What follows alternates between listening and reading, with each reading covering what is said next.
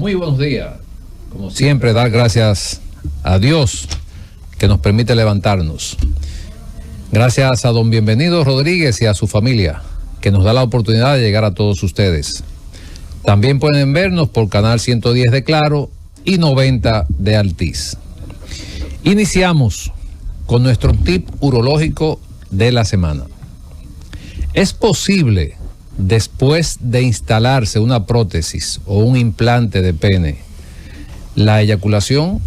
Sí, es posible la eyaculación después de instalar una prótesis de pene.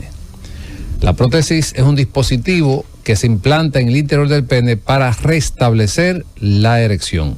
Importante saber que se mantiene el deseo sexual, se mantiene la sensación del orgasmo y también se mantiene la eyaculación. Ante la duda, visite a su urólogo. Y continuando, quiero hacer un comentario de un estudio que estuve revisando con relación a los hábitos que hacen daño al cerebro. Y uno, como está muy de moda ahora, el ayuno intermitente, como dicen, una de las cosas que está en primer lugar que hacen daño al cerebro, a las neuronas, es no desayunar, porque el cerebro no tiene energía para funcionar de manera correcta cuando nos levantamos. Lo otro es la falta de sueño. Cuando hay falta de sueño, se acelera la pérdida de células cerebrales. En tercer lugar está el exceso de consumo de azúcar y grasas, porque este consumo excesivo disminuye la oxigenación del cerebro. En cuarto lugar está el cigarrillo, la juca, el vapeo, las drogas, el alcohol, lo que afecta las conexiones neuronales, entre otras causas. Entonces, adoptemos hábitos saludables, como evitar todo lo anterior mencionado, hacer ejercicio, una alimentación equilibrada y gestionar el estrés, entre otros aspectos. Agregando un poco lo que tú dices con relación a lo que Roberto habla del mal de orina. El mal de orina generalmente se le llama a la molestia del momento, pero no necesariamente es una infección, porque muchas personas, tanto hombres como mujeres, que sienten ese malestar, solamente con aumentar el consumo de agua, mejora ese malestar. Okay. Ahora, para nosotros saber, para confirmar que hay un proceso infeccioso bacteriano que necesita antibiótico, tenemos que hacer un cultivo de la orina, que es lo que nos va a decir a nosotros, ese paciente tiene una bacteria o esa paciente tiene una bacteria, tenemos que usar antibiótico. ¿Qué problema tenemos con esta condición, este tema que para mí es muy interesante y para todos nosotros y para el pueblo, porque hay un problema de resistencia bacteriana? ¿Qué quiere decir esto? Que muchos pacientes con infecciones de vía urinaria probablemente ahora mismo están en cuidado intensivo o probablemente se están muriendo. O sea, fíjate lo grave que es la situación. ¿Por qué? Porque lo que comentaba Ledesma, de que la gente va y compra antibióticos sin saber cuál es el antibiótico que va a matar esa bacteria. Sí. ¿Qué es lo que ocurre con esa bacteria? Que se hace más resistente a los antibióticos, porque se saturan de antibióticos, la bacteria se hace resistente a todo, sí. Y cuando tiene un proceso infeccioso importante que sube a riñón, que hace una septicemia, una sepsis, que se transporta ya a otros órganos, ese es un paciente que fácilmente fallece. Y si es un paciente de cierta edad o un paciente muy joven, tiene aún mucho más riesgo de caer en una UCI o fallecer por un proceso infeccioso. Entonces es importante, antes de tomar antibiótico, tener un diagnóstico preciso para saber cuál es el antibiótico que lleva ese paciente. El asunto que más que todo se cuidan las mujeres, de sentarse en un baño público, ¿esto puede producir alguna infección? No, eso es falso. O sea, las vías urinarias...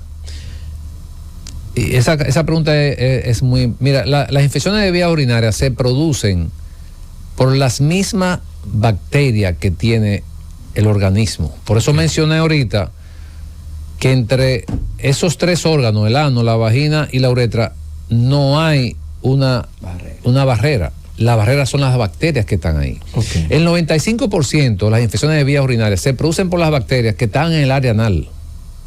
El 95%. El 95% de las infecciones. Entonces, ¿qué es lo que pasa?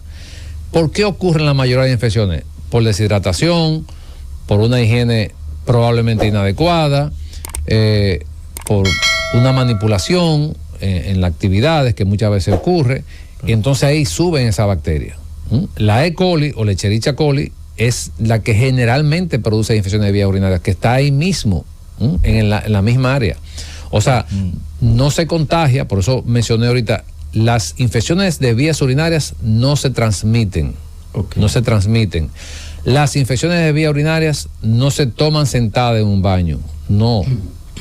Entonces, esa parte es importante. Lo otro, que también hay mito con eso, que si usas ropa apretada, sí, eso no es que eso produce una infección. Lo que produce una infección es todo lo que hemos dicho de la deshidratación, de soportar el deseo de orinar, y lo otro, que también se habla mucho del frío, que el frío produce infecciones. No, tampoco. Lo que pasa es que el frío aumenta la sintomatología en una paciente que tenga un problema de cistitis bacteriana, de una infección de vías urinarias.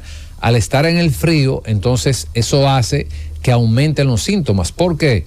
Porque en el frío casi la gente está deshidratado, no quiere tomar agua, no toma agua por el frío. Sí. Pero ahí entonces lo que hace es que se exacerba la sintomatología de la cistitis. Para poner un ejemplo gráfico, Roberto, es lo que tú estás diciendo, pero es exactamente lo contrario a eso. Y por decirte, y lo mencionábamos al inicio del programa, las enterobacterias, que son las que en el 95% de las veces van a infectar la vía urinaria femenina, fundamentalmente, exacto, y también la masculina, pero están ahí, viven ahí. Una mujer tuvo la mejor higiene de su vida ese día y sale y va a sudar. Y esa bacteria, aunque se higienizó, están ahí, viven ahí. Es cuestión de tiempo para que ellas, de acuerdo a su patogenicidad, migren, caminen hacia la vagina y eventualmente hacia la uretra. Pero aún llegando a la uretra, si la mujer ingiere la suficiente agua, y orina la suficiente, es un mecanismo normal de evacuar esa bacteria que siempre van a intentar infectarla. Entonces, cuando una mujer deja de ir al baño porque pudiera infectarse en un baño público, o porque hay que decirlo, muchas veces esos baños no son muy higiénicos, está permitiendo que esa bacteria que caminan 1 centímetro, medio centímetro cada hora, las que duran 6 horas sin orinar, están exponiéndose a que llegue la bacteria a su vía urinaria. Por ende, simplemente ingiriendo una buena cantidad de líquido y orinando cada 3, 4 horas, se minimiza la posibilidad de infectar. Quiero comentarte de los síntomas, pero por ejemplo hay y creo que ustedes lo han escuchado, ¿no? Que me senté en algo caliente. Sí. También hablamos del frío anteriormente.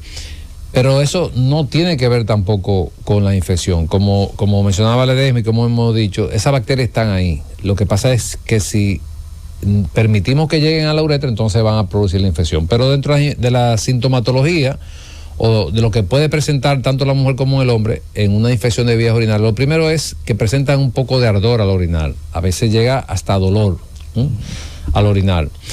Aumenta la frecuencia de orinar, o sea, cuando una persona a lo mejor que se tomó 4 vasos de agua de 8 a 12 al día y a lo mejor va 3 veces al baño, cuando hay una infección generalmente va el doble, va 5, va 6 veces de manera constante, porque se produce una irritación a nivel de la vejiga y la vejiga se contrae más de lo normal. Por eso, sea el hombre o la mujer que tenga la infección, va a ir con mucho más frecuencia al baño.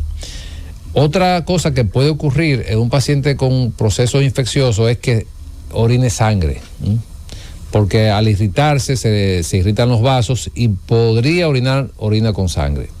Cuando esa infección aumenta, que entonces asciende y llega al riñón, ahí la cosa es más compleja, porque cuando llega al riñón muchas veces ese paciente hay que ingresarlo porque a veces con antibióticos ambulatorios no responde.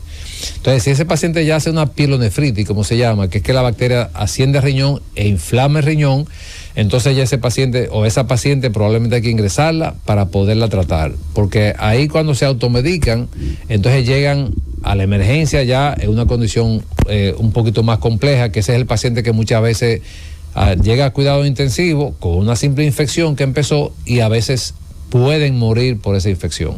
Entonces, esos son los síntomas generalmente, quien sea el hombre o la mujer, se da cuenta porque cambia el patrón miccional inmediatamente hay un proceso infeccioso. Bueno, y así llegamos a la parte final del espacio, doctor Pablo Mateo, doctor Wellington Ledesma. Bueno, pues agradecer a Dios de nuevo por permitirnos concluir nuestro programa y recordar que el sábado 9 de noviembre estaremos tomando muestra de PCA en San Juan de la Maguana y todos los pueblos aledaños, y que el sábado 16 estaremos brindando consulta de manera gratuita en el hospital regional. Así que están todos invitados en el área del sur. Oyentes a permanecer en la sintonía porque en breve llega Z Deportes. Llévatelo con...